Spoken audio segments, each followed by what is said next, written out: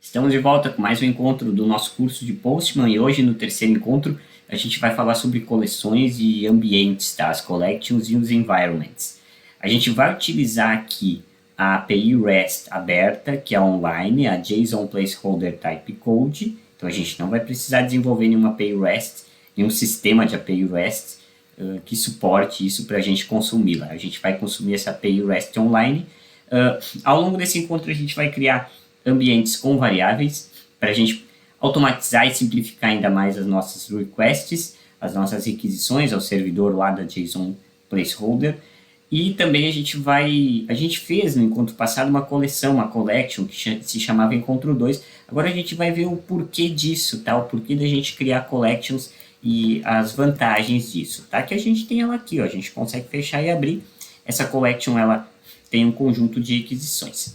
A primeira coisa é que a gente consegue simplificar, a gente consegue automatizar as coisas. Quando a gente clica numa request, por exemplo, da nossa collection, no encontro passado todas as requests a gente tinha que criar essa nossa URL manualmente, escrevê-la, né? Por mais que o nosso Postman ele tenha a funcionalidade de autocompletar aqui o que a gente já informou anteriormente. Porém, a gente consegue, ao invés de colocar todo esse texto manualmente, a gente consegue transferir ele para uma variável. E sempre chamar essa variável quando a gente quer chamar essa string, esse texto. Seja string, seja valor numérico, tem tipagem de variáveis também, tá? O que eu quero dizer é o seguinte, aqui em environment são as variáveis de ambiente, ou seja, principalmente as variáveis globais, que são disponibilizadas para todos os projetos, ou seja, todas as collections, todas as pastas. A gente tem um environment aqui criado, que é um new environment. A gente pode executar um Ctrl+E, renomear aqui. Vamos colocar aqui, ó, variáveis. Variáveis encontro 2, tá? Que são as variáveis da collection encontro 2. A gente tem aqui o nome da variável, o tipo dela, o valor inicial e o valor atual. A primeira variável que a gente vai criar se chama assim, base, underline, URL. Ela é do tipo default, a gente pode colocá-la como secret, e ela vai receber como valor inicial o nosso link, tá, do JSON Typecode, para a gente não precisar ficar toda hora escrevendo o link do JSON Typecode. Só vou colocar aqui certinho. HTTP, ele pegou lá do Google, tá? JSONtypecode.com. Então, não vou colocar barra no fim.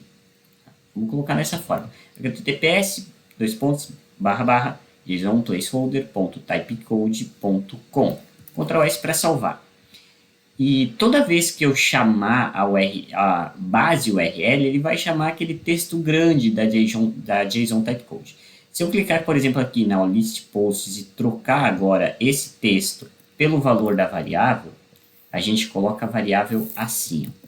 Eu vou fechar aqui, ó, fechar, e aqui a gente vai colocar a variável. Abre duas vezes chaves e fecha duas vezes chaves. A gente pode colocar, tá? Eu vou abrir uma chave e ele já vai passar aqui os dados para a gente. Por exemplo, base, URL ou algo do tipo, tá bom? A gente consegue fazer assim, tá? Eu vou voltar para nós aqui, que a gente tem as variáveis de ambiente. Então, são essas variáveis grandes. A gente consegue, por exemplo, aqui que a gente está no encontro 2, a gente pode clicar em cima da collection, vir aqui nas variáveis e usar aí a base URL, ok? E dentro da base URL colar, por exemplo, aqui a nossa, o link da nossa API REST online. Pronto.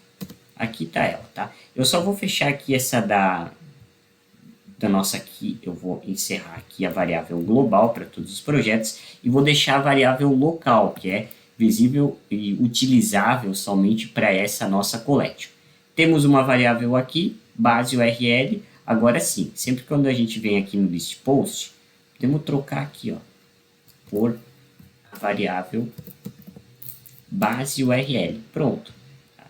E aí, a gente pode salvar e Ctrl Enter para executar, que a gente vai receber a mesma resposta de antes. Só que a gente agora não vai precisar colocar toda a URL em texto. Tá? A gente simplesmente joga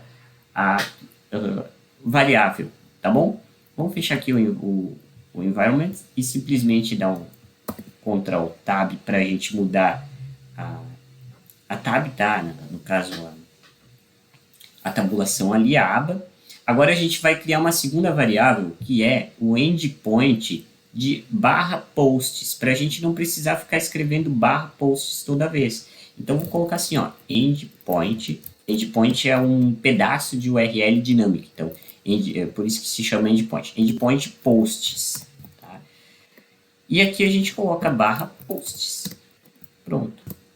Assim. Não precisa colocar enter, nada. Ctrl S para salvar.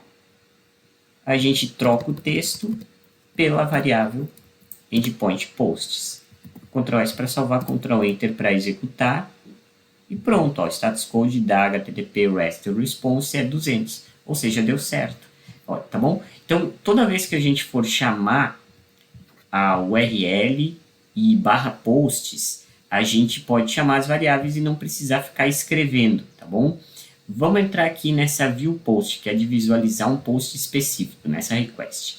E vamos atualizar ela, vamos tirar esses valores escritos preenchidos, tá? Por extenso, e vamos colocar em variáveis. Então, a gente tem o /posts aqui como a endpoint posts. /1. E a gente pode, inclusive, tá? Eu vou executar só para mostrar como está funcionando. 200, o status code da HTTP REST Response do servidor. Ele nos retorna os headers da HTTP Response e também o body da HTTP Response, que é o Application Type JSON, Content Type do tipo de Application JSON. E a gente tem os dados em JSON desse nosso post, desses nossos dados que a gente requisitou. A gente tem o /1 aqui como endpoint no final. A gente pode simplificar as coisas e criar mais uma variável chamada endpoint /post1, tá? Post no singular. E aí eu posso, ao invés de colocar /posts /1, eu coloco /posts, em plural, /1. E aí, ao invés de eu chamar o endpoint de posts, só dar um Ctrl S para salvar, em vez de eu chamar essa variável endpoint posts, vamos apagar toda ela, a gente vai chamar o endpoint de post1. Ctrl S para salvar, Ctrl Enter para executar. Então agora deu certo também, tá? Agora nós temos 3 variáveis. A gente tem a base URL, endpoint de posts, a listagem de posts e também do post1.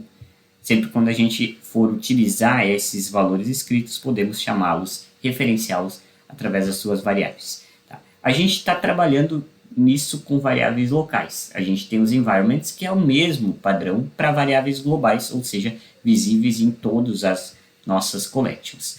As collections, elas são coleções, ou seja, a gente tem várias requisições, a gente tem várias requests, no caso, a gente tem várias folders, várias pastas, dentro dessas pastas tem requisições, que são coleções de requisições, isso são collections. Só que collections fazem mais do que isso.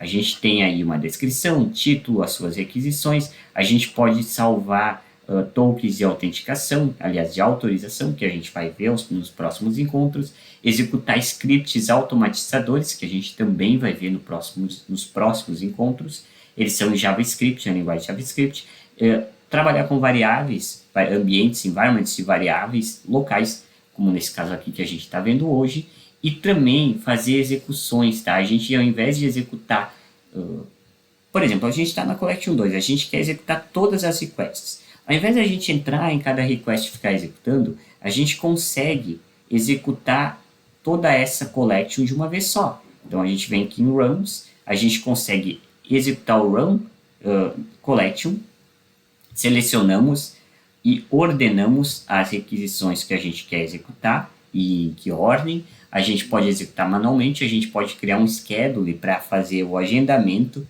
de vários, inclusive, agendamentos para executar, quantas interações, notificações, data, quando isso vai ser executado, ou automatizar isso via CLI, que a gente pode também fazer.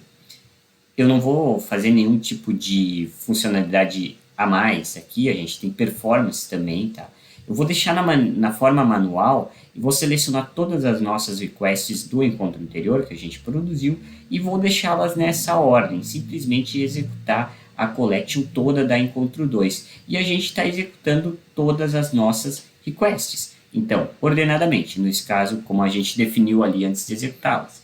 Então, list posts, view posts, add posts, update, o update parcial, que é com o verbo http rest patch, e o delete.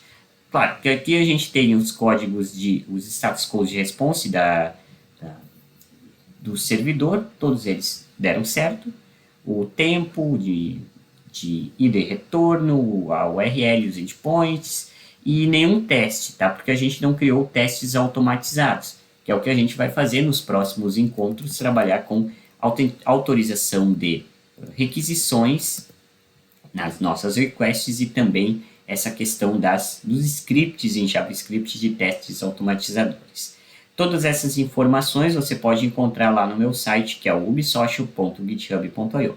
Se você estiver me assistindo pelo YouTube, provavelmente esses links pertinentes estarão na descrição do vídeo. Um abraço e até o nosso próximo encontro.